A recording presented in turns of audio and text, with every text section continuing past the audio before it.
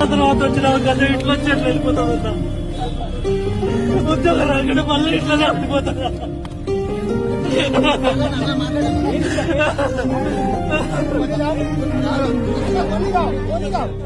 పదేళ్ల తర్వాత వచ్చిన అవకాశం ఇట్లా వచ్చి ఎట్లా వెళ్ళిపోతుందన్నా ఈ 3 సార్ల మధ్యలో ఉద్యోగం రాదన్నా 2 సంవత్సరాలు కష్టపడి చదువుకుంటున్నా తెలుగు అకాడమీ బుక్స్ తోటి నోట్స్ లన్నీ రాసుకున్నా తెలుగు అకాడమీ చెల్లదంట నేను చెల్లదంట నేను ఎక్కడ చదువుకోవాలి ఇప్పుడు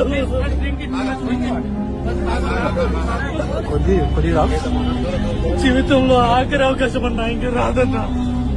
ఇంకా లేదు అవకాశం ఎప్పటికీ జరగదన్నా పుట్టిన బతికిన చచ్చిపోవడమే ఈ దేశంలో అంటే